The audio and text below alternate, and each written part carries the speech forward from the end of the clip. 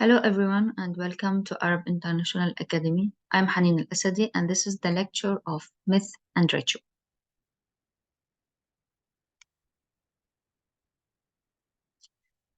Let's start with the definition and origin of myth. Now, before starting, when we hear the word myth, what usually comes to our mind is something out of imagination, unreal, that has unrealistic characteristics and usually characters with a lot of power, not a human power.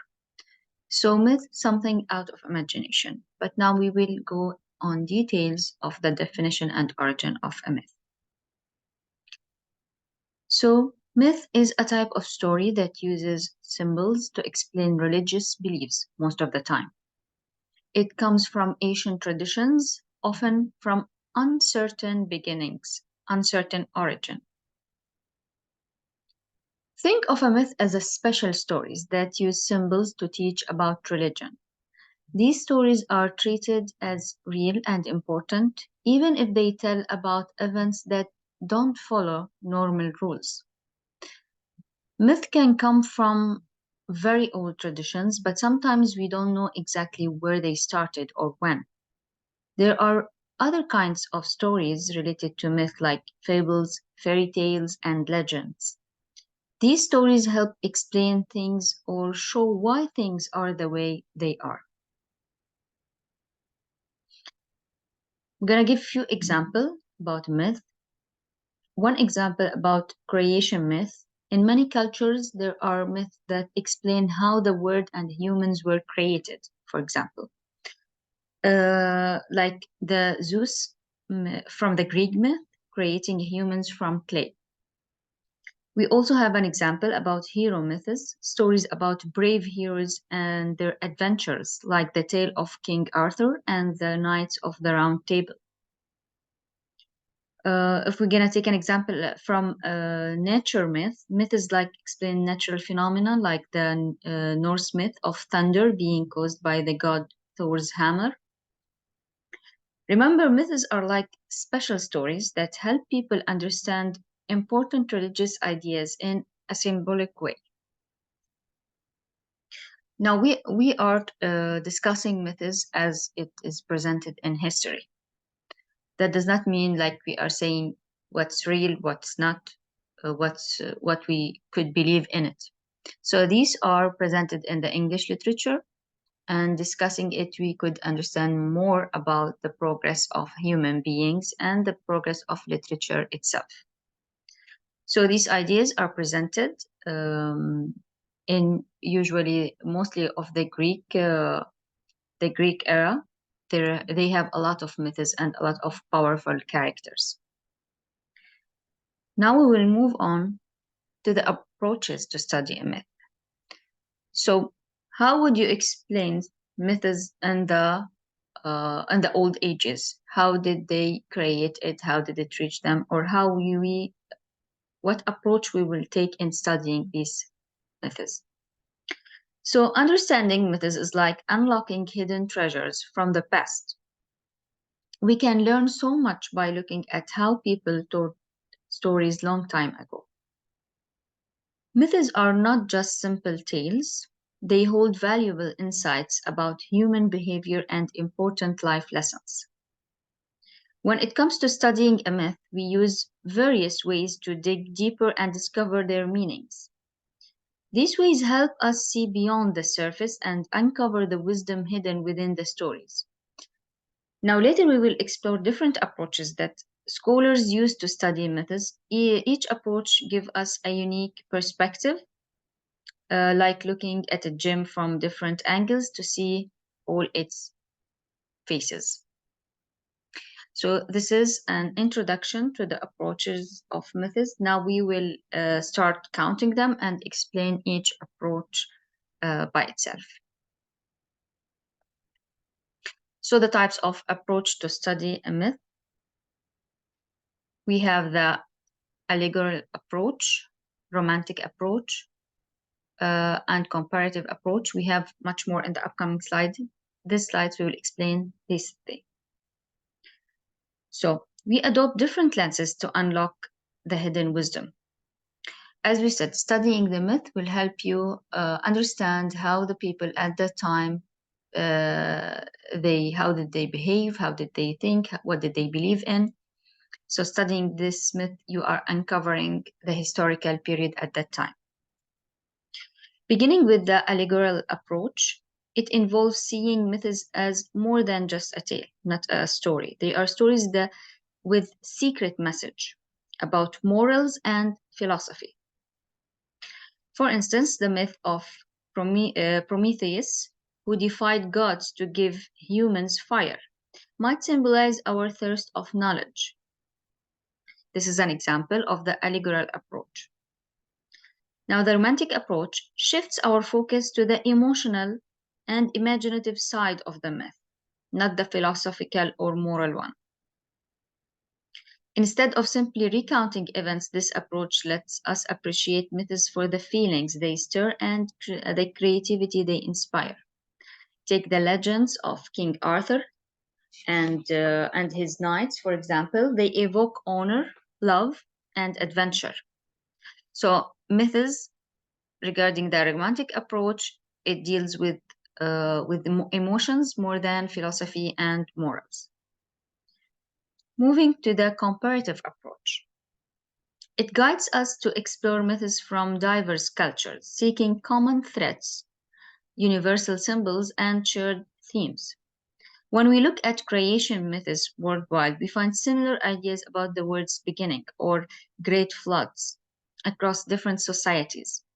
These distinct approaches offer us captivating perspective to unravel the depth and significance of the myth. So the comparative approach, it's when you are comparing similar myths around the world, and you would find common things, especially about myths that related to religion and how is the creation of human beings happened.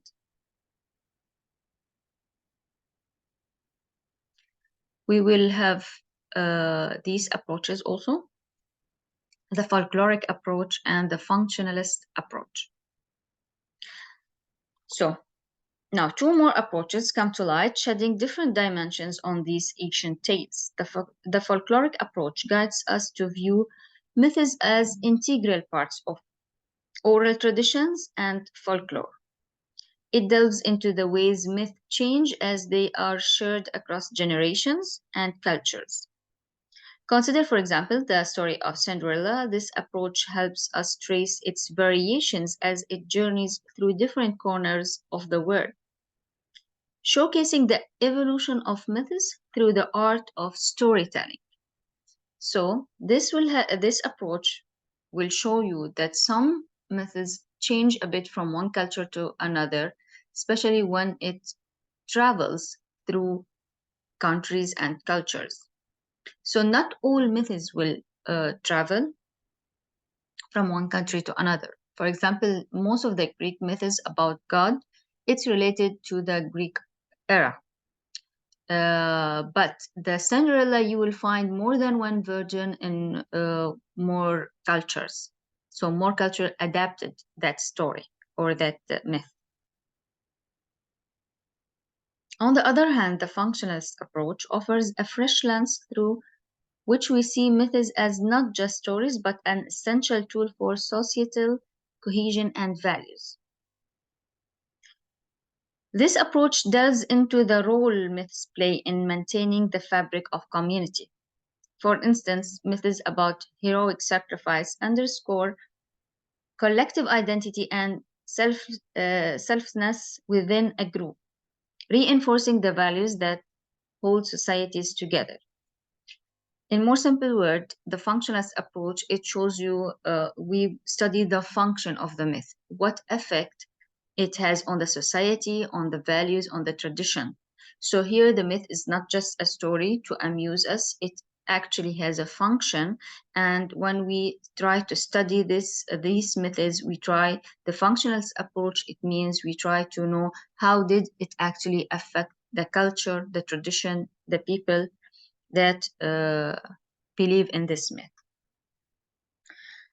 So by engaging with the folkloric and functionalist approaches, we unravel deeper layers of a myth, significance, tracing their transformations across cultures and understanding how they actually contributed to the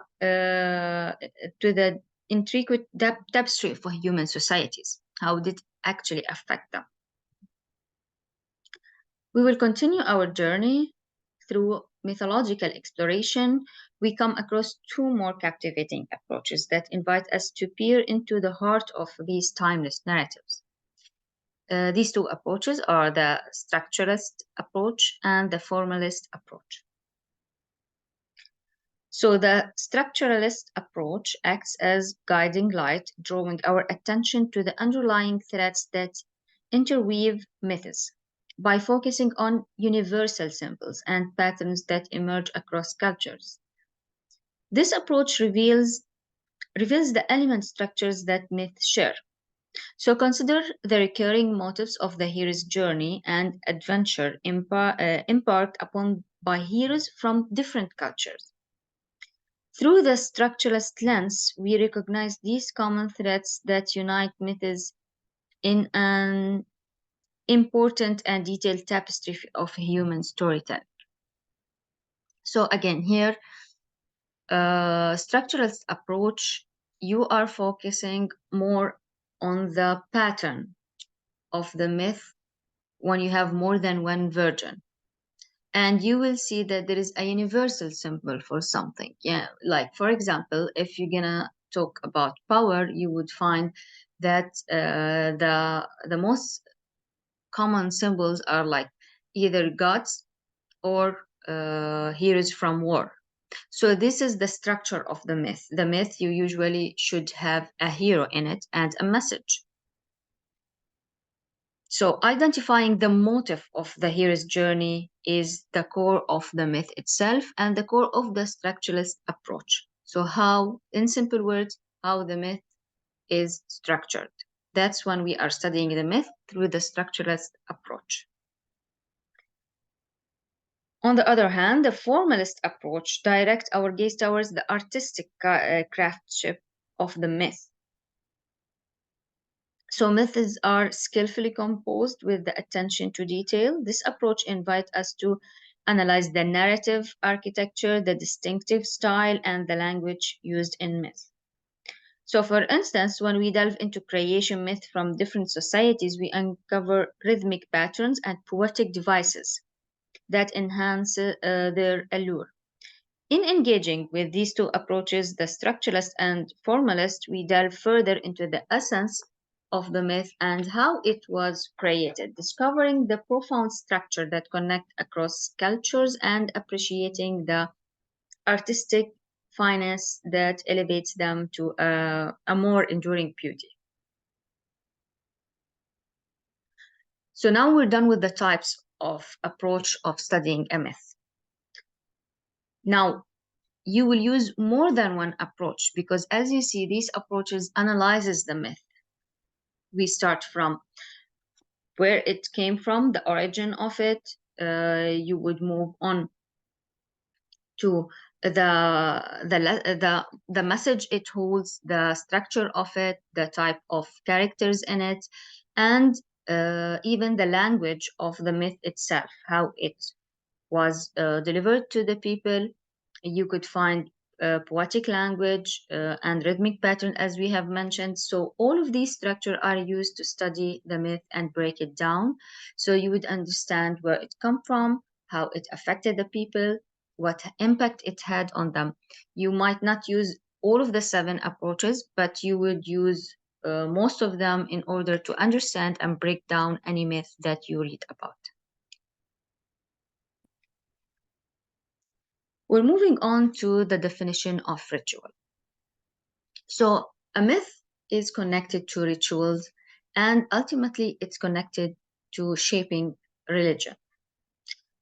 Myths, as we have discussed, are stories that have a certain message and have a certain impact, while ritual is something, a tradition, it's an act, a performance, not a story. It's something that is done by people from generation to another. So, ritual refers to the practice of ceremonial actions that are guided by tradition or religious authority. So again, myths are stories, while rituals are acts, something done, not read or known or followed. Rituals are something done in acts. These actions have a specific purpose and are performed in a set manner. So rituals are behaviors that can be observed and are present in all societies. Looking at ritual help us understand and define what it means to be human. In every country, in every culture, and in every society, you will have some stable rituals that people pass down from one generation to another. Sometimes it's not even related to religion, it's just something related to traditions. So ritual involve activities that hold culture or religious significance and are often passed down from one generation to another. They can remark important life events like wedding, funerals, or initiations, as well as religious ceremonies and festivals. By studying rituals, we gain insight into how societies express their beliefs, values, and social structures in a meaningful way.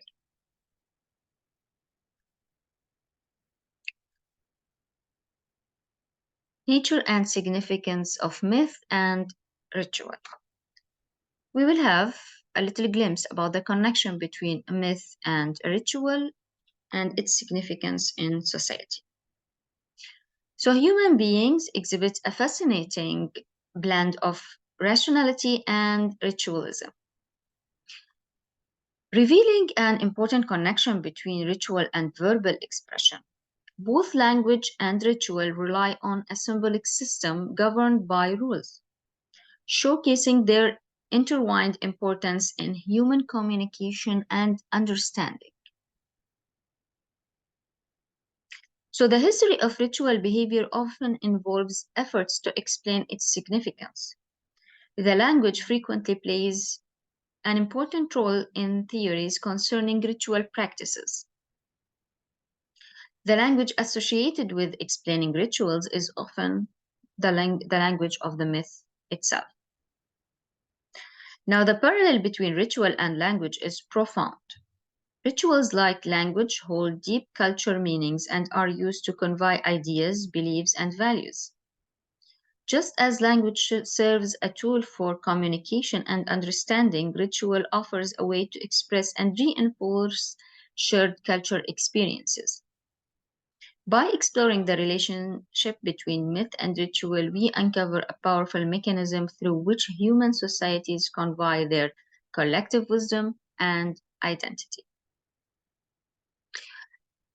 So language is very important in myth and ritual. You would say, okay, ritual is an act. So why language is actually important in rituals?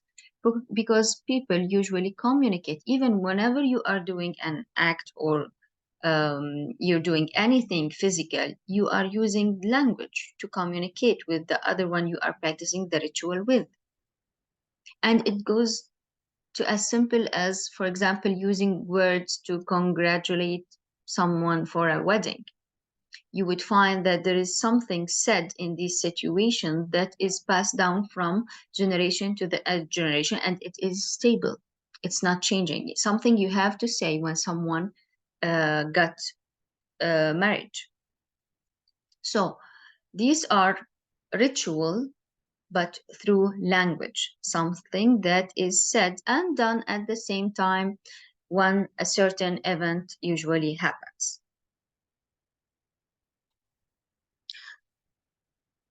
Now, there is approaches to study ritual or for the ritual theory, as well as we have discussed the approaches for studying a myth. So, when delving into the realm of understanding rituals, scholars have formulated various approaches that offer distinct perspectives on their nature and origins. Here are the three most important theories: the origin approach, the functional approach, and the history of religious approach. We will discuss each in a slide, in the upcoming slides, to understand more about the ritual theory. Beginning with the origin approach. So, the origin approach is like a detective story about how ritual and religious began. Imagine looking back at time to ancient cultures and groups. Scholars using this approach try to find out how the rituals we have today started way back then, to know the story behind this approach or behind this ritual, because each ritual is connected to a certain myth or story that explains more about why myth is connected to ritual, because every ritual has to have a story behind it, has to have a reason why it started in the first place. So they focus on special practices like totemism, which means where people believe in a special connection with certain animals or objects. Okay, this is the definition of totemism. So totemism, where people believe in a special connection with certain animals or objects. And we have sacrifices, which means giving something valuable to the gods.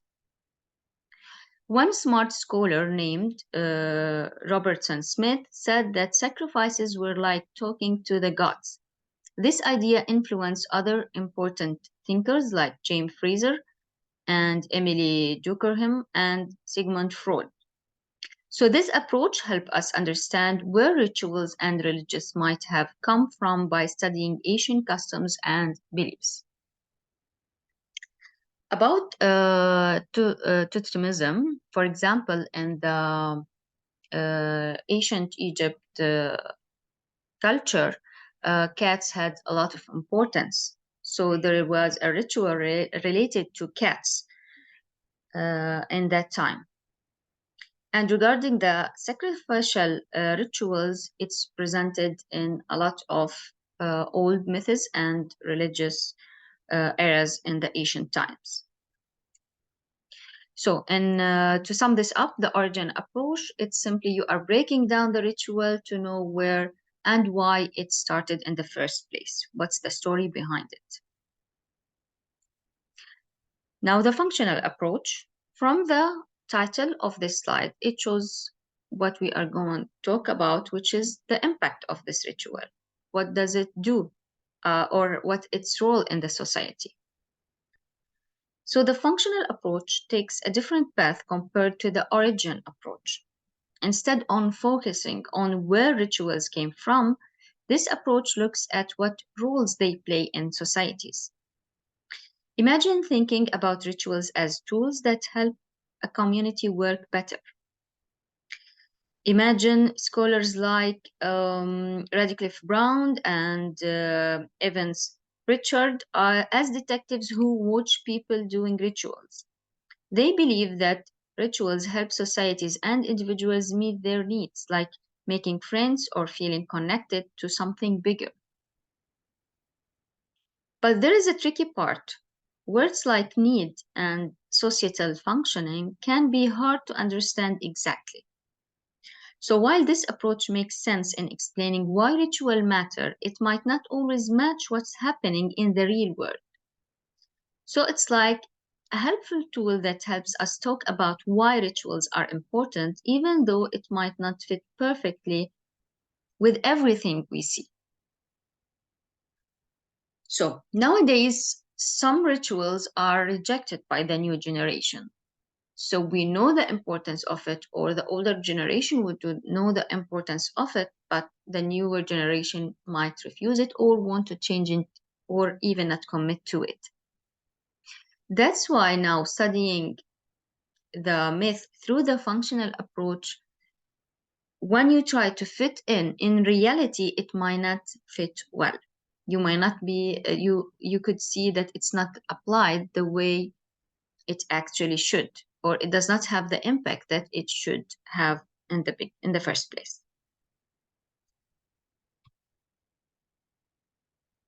The history of religious approach.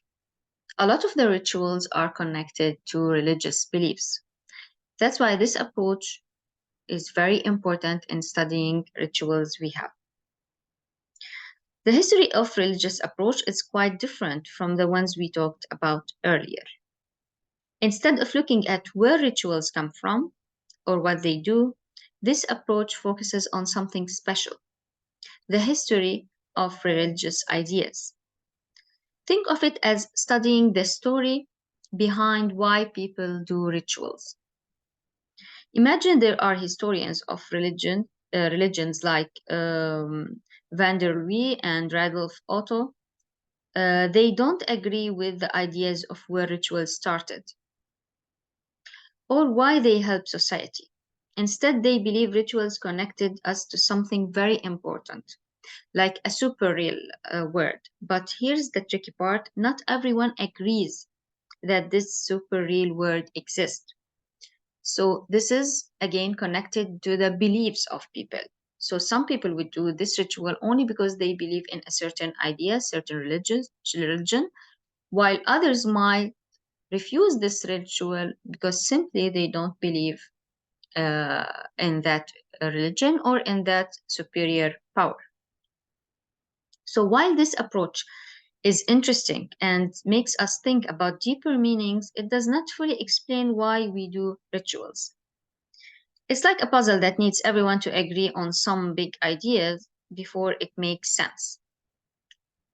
So what does this mean? It means that some people would do the same ritual, but because of different beliefs. They are doing the same ritual, but that does not mean necessarily that they believe in the same thing.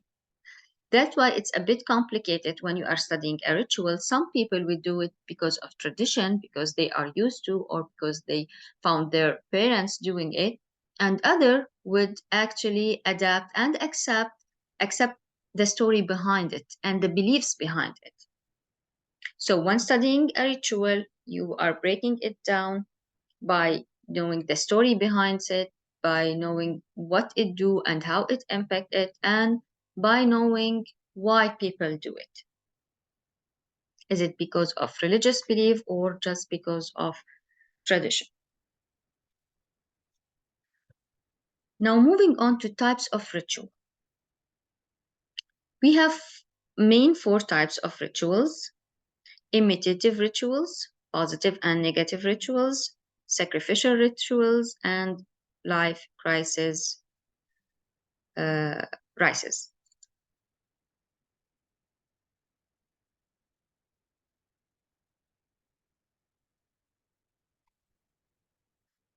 Imitative rituals mirror myths embodying their narratives or concepts. It's like bringing myth to life through actions.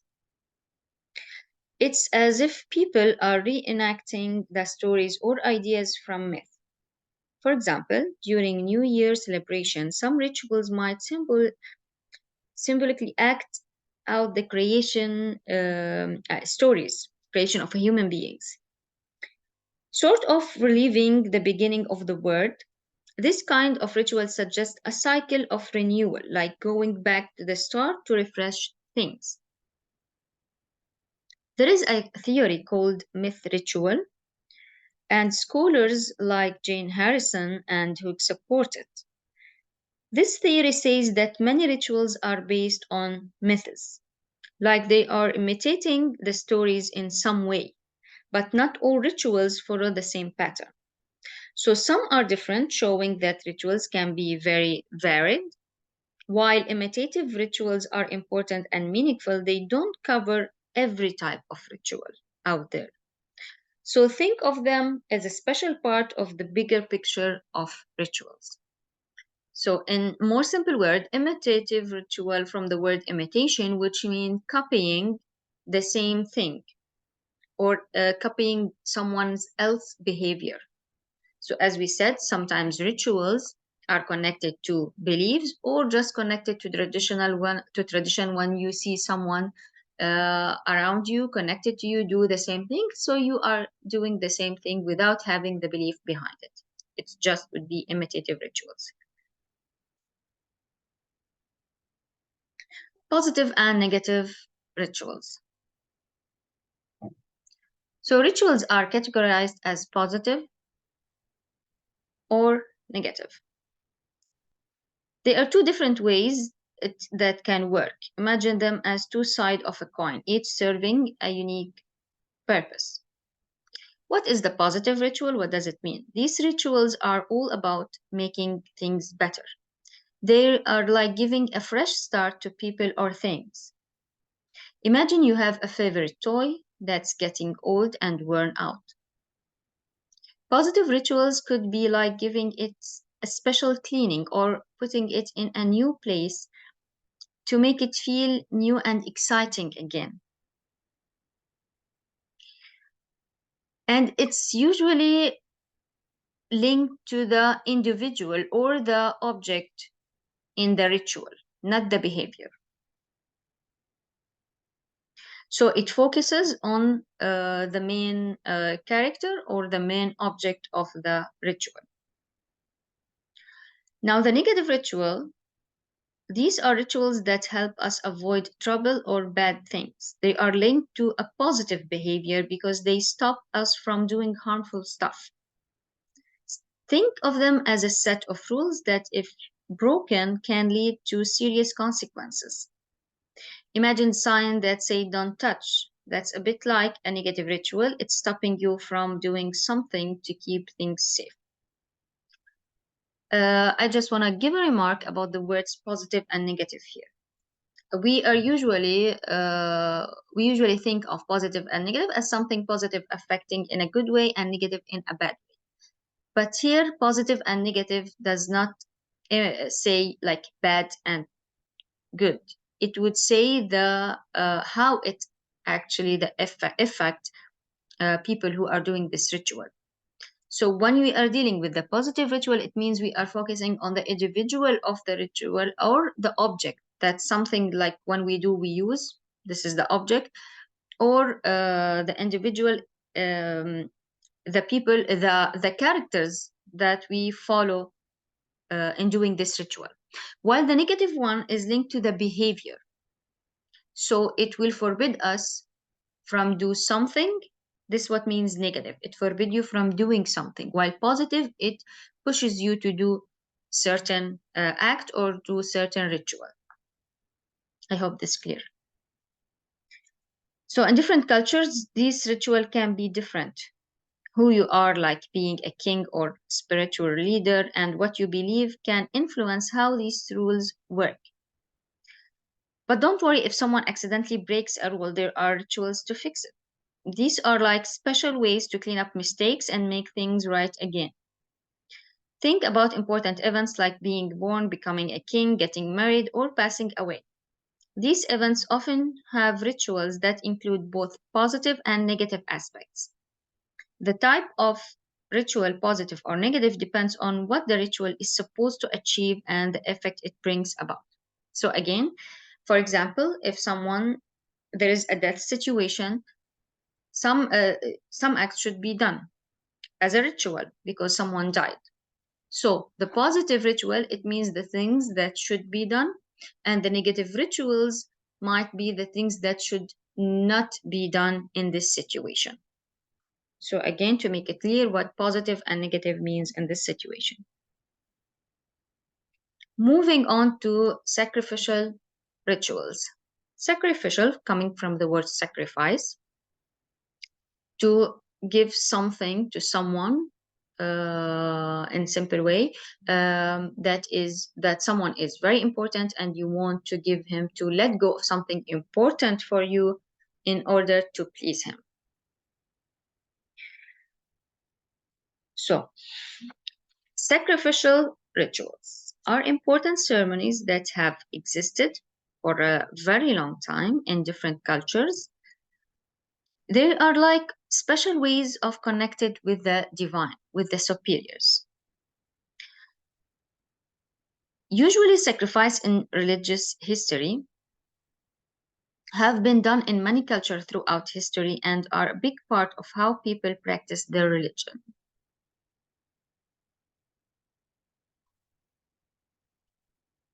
Distinctive nature of sacrificial rituals that they are different from simple gifts or prayers. They involve offering something valuable, like a special gift to the gods, and sometimes destroying it. Now, what type of sacrifice usually used? Sacrifice aren't just about animals or people, because some of the old rituals they used to sacrifice people in it. As you delve into old literature and Asian literature, you will find a human sacrificial, not only animal one. They can also include things, not just animals and people. They could include things like plants, cakes, milk, and other items that are important in a culture. So it depends on the culture and the ritual itself and the story behind it. Sacrifices around the world, it's considered part of the ritual. So some are done to make people feel good, while others are about receiving blessing or protection. So this is the reason behind sacrificial rituals, why people would sacrifice something important to them. It would be either to um, to be done to make people feel good about themselves, or because they want a blessing or protection from a higher power. Let's see, around the world, these rituals can vary a lot. Some are done to make people feel good, as we said, and others about receiving blessing and protection. Sacrifices can be done for many things beyond just people. They can be for objects, places, actions, families, communities, spirits, and gods. The interesting thing is that sacrificial rituals bring people together. The act of sacrifice becomes a symbol of unity, even in diverse cultures. Examples of sacrificial rituals include offering food to ancestors, sacrificing animals in ancient rituals, or giving gifts to gods as a way to show respect and ask for blessing. So the sacrificial rituals is very clear, and it's very diverse from one culture to another, from one religion to another. You would see always there is sacrificial rituals in one point or another. Of course, the human sacrificial was very ancient, that it's not done in these modern days, but the animal sacrificial is still going on. Life crisis rituals. So life crisis rituals are essential in all religious traditions, signifying transition between life stages. It's like special ceremonies that help people navigate through the important changes in their life. They are like guiding rituals that help us move from one stage of life to another, like becoming an adult or getting married. These rituals are found in many different religions and cultures. An example for it, puberty rituals. It's done in some like you do a ceremony in some religions when the kid is reaching puberty stage. They do like a ceremony, a celebration, and some action are done. So these are life crisis ritual, because it's transforming the stages of human from one stage to another. He is changing or developing from one stage to another, and usually in each stage you would find a special ritual or ceremony connected to it. So life crisis rituals are like sign spots for shifting in our lives. They show that something big is happening, like a transition, as we said, between being a child and being an adult. These rituals cover various life events, like when a baby is born, when someone becomes a teenager, when people get married, when they are about to have a baby, and even when someone passes away. These rituals often have three important parts. First, there is the phase where you leave behind the old way of life. Then there is the part where you go through a change or transition. Finally, you enter a new phase of life. And sometimes these rituals are about becoming part of special groups or taking an important role, like joining a secret society or becoming a religious leader. All of these points are written in front of you and like short points for you to focus on. And these are explaining the life crisis rituals. Let's give an example, which is the New Year ritual. You know how we celebrate the New Year's Eve? Most of people celebrate it. That's like a big transition where the whole society and its type of life crisis ritual. So here, the New Year's Eve celebration or ritual, it shows you how it connected most of the world at the same time. It's a huge transition. Like people are doing the same ritual at the same time, but in a vast number of people, not only a small cult, not only a small group, and not on personal level. So this is emphasize the importance of a ritual on a big group of people.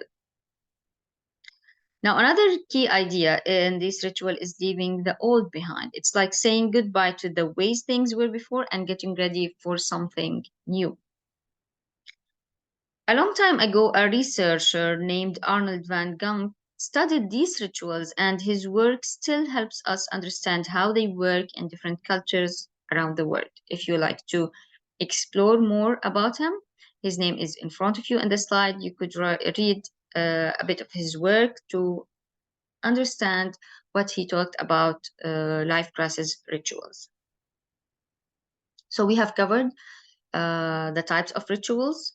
We discussed 4 of them, and we will move on more about the relation between myth and ritual, and we will study few examples to make myth and ritual more clear. So myth and ritual are like 2 key building blocks of religious practices that come together to shape beliefs and behavior. While their connection is evident, scholars have engaged in discussion about the nature of the relationship. Some theories propose that myth and ritual are tightly intertwined. Okay, so some scholars believe that they are always connected together. And some theories propose that myth and ritual are a bit different, or they don't have to move in the same path. So some contemporary perspective emphasizes a more intricate interaction where the relationship is characterized by complexity rather than straightforward causation. This ongoing exploration remains a focal point in the study of religion itself. So, some scholars would say that myth and ritual are always connected together to shape or to reach the religion form, while some scholars, they say that myth and ritual have a more complex relationship and that not every ritual is related to a specific myth. We have Walter Burkert, renowned classicist, offers a distinctive perspective. Let's see what he suggests about the myth and ritual. He suggests that myth and ritual were initially separated elements. When they converge, they do so with a purpose to strengthen each other's impact. Sorry, when they converge. When they converge, it means when they merge together or when they are connected together, they do so with a purpose. This purpose is to strengthen each other's impact. So basically, he believes that myth and ritual, two separate elements, but when they come together, they actually reinforce each other and strengthen each other for the bigger picture, which is usually the religion. Consider a myth narrating how deities established a ritual, for example. This myth does not just recount a story, it elevates the ritual's importance by linking it to the divine actions. Conversely, a ritual grounded in a mythic event imbues the story with more than mere narration. It transforms into a sacred account due to its connection with the revered practice. So imagine a myth and a ritual as intertwined patterns in a dance, for example, where while they may have started as separate entities, their collaboration creates a harmonious interplay that enriches the religious tapestry, focusing on beliefs and actions that gives a more profound meaning. So again, Walter Burkert believes that myth and ritual are two separate elements. They started separately, they are not connected. It's not like ritual came out of a myth, but people connect them together to make to make their beliefs sound more powerful and to impact others to follow the same rituals and same beliefs they have. So connecting myth and ritual will strengthen each other. But it's not necessarily true that they depend on each other. But by time changing from one generation to other, they start connecting myth to some ritual they have, and it forms the basic of the religion they have. This is usually happening in literature and old stories we have. If you are trying to study the myth and the ritual relationship, you will find in stories the same pattern we have discussed now. So we have more than one views. You have the scholars that they say that myth and ritual are intertwined, and you have the other scholars like Walter Burkert, who believes they are separated entities that are not connected in origin, but later on they are intertwined so they could support each other and give a greater impact.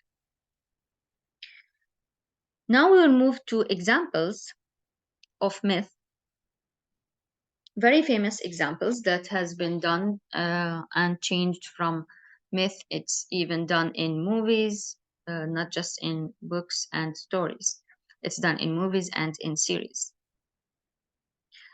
The myth of Hercules is a fascinating story from the ancient Greek mythology that has left its mark on rituals and cultures over time. This legendary hero's tale serves as a prime illustration of how myths can inspire various aspects of human expression. Hercules, known for his extraordinary strength and courage, undertakes incredible feats like the 12 labors, which symbolize triumph over diverse adversity. These labors stand as metaphors for tackling challenges with determination and fearlessness. So in the past, people revered Hercules so much that they built temples and sacred places to dedicate to him. Here, rituals were conducted to honor his valor and might, fostering a connection between the mythic hero and the worshippers. Now here, it shows a relationship again between myth and ritual. So the myth was about the superhero or the powerful hero Hercules and how powerful he was. And then the ritual started when people started making sacrifices for him, making temples, and dedicate him.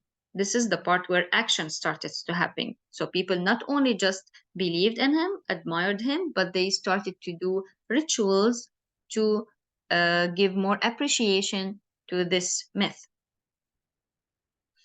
So interestingly, the influence of Hercules myth has not faded with time.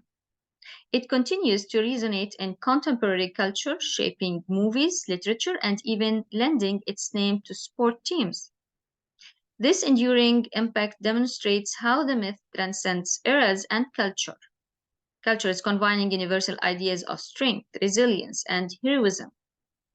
The myth of Hercules is more than a mere story.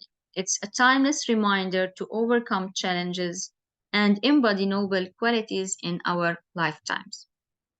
And this is a very important point. As you see, Hercules is someone like every generation have heard of, and in diverse cultures that are totally different from the origin of the myth itself, which is the Greek mythology.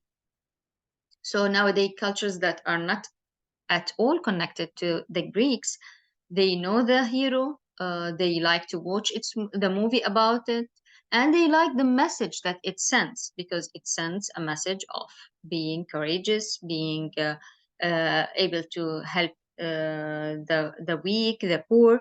So this myth gives a positive impact on people, and it transcends all languages and cultures, and it's actually loved by new generations and by different cultures. So it transcends the language and the culture that the myth originated from into new, totally diverse cultures. This shows the impact and the importance of myth and ritual. Although in the new cultures might not have rituals connected to it, the rituals might connect at different era or different time in the Greek mythology. But the myth did actually transit from one culture to another and from one generation to another. The myth itself, but not the ritual.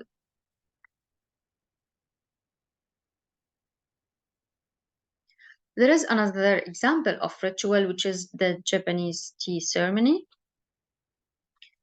So this is more a ritual than a myth. It's not a story. It's something that Japanese usually do. So the Japanese tea ceremony, known as Chanyu, offers a captivating example of how rituals embody cultural values and traditions. It's rooted in the Zen Buddhism. This orchestrate practice centers around the preparation and sharing of matcha tea using intricate gestures. You would say why the Japanese ritual is considered an important ritual, because it's connected, as it's said, to the Zen Buddhism, which many now are practicing. Apart from the religious part, some people, like, they could believe in something, but they are still doing these rituals without adapting or believe in the ideas after this ritual. So they do the ritual without the beliefs, and some would do the ritual with the beliefs behind it, would adapt the belief behind it. And the Zen Buddhism is usually focused and centers on calmness of the soul. So some people would take this tea and make it a ritual for them to reach a state of being calm and zen, and reach a level of relaxation that is related to this ritual. So with every step of this tea ceremony is a form of art that promotes mindfulness and harmony. In the Japanese culture, richness highlights the aesthetic, respect, and human connections. It's not just drinking a cup of matcha tea. It has steps to it. Certain gestures should be done, and rules to be followed. That's why it makes it special. So it's not just about drinking a special type of tea. It's about the precise movement, the precise steps of doing and drinking this tea. So again, each movement is deliberated, and every detail from the tea's preparation to the way it's presented carries significance and meaning. The tea ceremony isn't just about tea, it's a reflection of a profound philosophy that underscores inner peace, tranquility, and the importance of being present in the moment itself. Furthermore, it symbolizes the values of community and respect, reinforcing the notation of shared experiences. Now, the Japanese tea ceremony stands as a vivid example of how ritual can encapsulate deep cultural meanings and transmit timeless principles across generations. So basically, this is everything about myth and ritual. We're gonna reach a conclusion part that we will sum up everything we have discussed in a very quick manner, and then we will end our lecture. So let's have a short summary about the whole lecture. In wrapping our exploration, we've delved into the intriguing world of ritual behavior and its connection with myth. While rituals often intersect with myths, this connection isn't always straightforward. Rituals involve more than just spoken words. They encompasses a complex web of non-verbal communication, which is actions. Sometimes ritual incorporates spoken elements that hold meaning through belief system or a myth. However, reducing rituals to this connection alone oversimplifies their complex nature. Modern studies delve into the structure and meaning of rituals, much like we analyze myth and language. So ritual extends beyond words, involving art, architecture, and objects to create sacred spaces and moments within specific contexts. Despite their variation, no single comprehensive theory has emerged to explain all rituals. Some remain a unique aspect of human behavior, akin to language, and could potentially share similarities with the evolution of language itself. This opens doors to unexplored territories of ritual syntax and semantics, inviting us to further unravel the mystery that ritual holds. So, to sum this up, every ritual has its own story or myth behind it. So sometimes it would be connected to a certain myth, and sometimes it could stand alone, and it would be more harder and complex to reveal the origin of this ritual. Some rituals are just done without knowing the reason of it. Some are actually with a known origin. That shows the complexity of myth and ritual in our literature and in our different and diverse cultures. So we have reached the end of the lecture. I hope you enjoyed it and it was very clear to you. You could enhance your information by reading or discovering a lot of the myth available, and try to connect it to ritual that you might practice in your daily life or you have known of. So thank you for your attention, and hope to see you in the next lecture.